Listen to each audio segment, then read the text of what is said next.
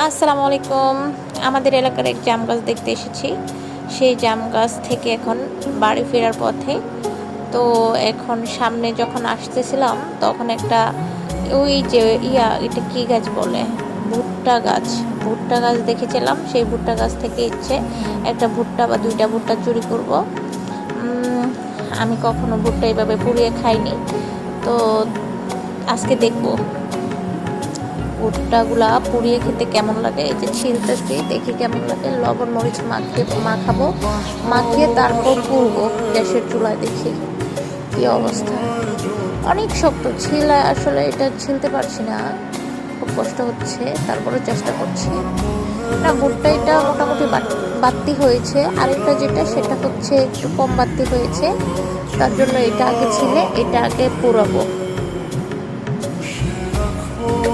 মানে এই যে তেল, একটু সয়াবিন তেল আর হচ্ছে মরিচ লবণ, তিনটা একসাথে মিশিয়ে তারপর হচ্ছে ভুট্টার গায়ে হাতে হাতে মাসাজ করে দিচ্ছি।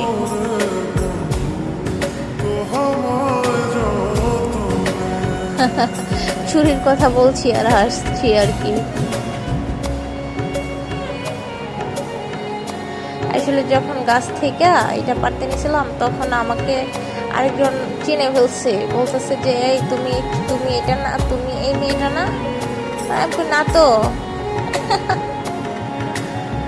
এই যে এখন গ্যাসের চুলাটা একটু কমিয়ে সুন্দরভাবে এটা উল্টায় পাল্টায় দিলেই ভুট্টাগুলা কীভাবে একটু সিদ্ধ হয়ে যাবে, পোড়া পোড়া হয়ে যাবে। এটা আসলে খেতে কেমন লাগে আমি জানি না, বাট আমার অনেক মন চাই যে এভাবে খাওয়ার জন্য।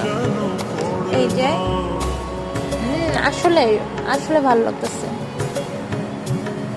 সত্যি আসলে ভালো লাগতেছে, খুব মজা।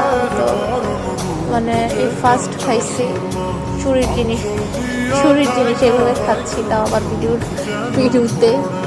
না আসলে খুব টেস্টি খাওয়া রে বাবা, সেই লেভেলের খাওয়া। অবশ্য আরেকটা ওই যে ভুট্টা আছে, ওইটা হচ্ছে আমার যে ভিডিও ধরেছে তার জন্য, হয়তো এটা আসলে পাপ হয়ে যাবে ওকে যদি দেওয়া না হয়, তার জন্য এটা ওইটা ও ভিডিও ম্যানের জন্য রাখছি। যে ভিডিওটা করছে সে তো আমার মানে কষ্ট করে এই ভিডিওটা করে দিছে। না আসলে সেই স্বাদ, খুব ভালো লাগছে।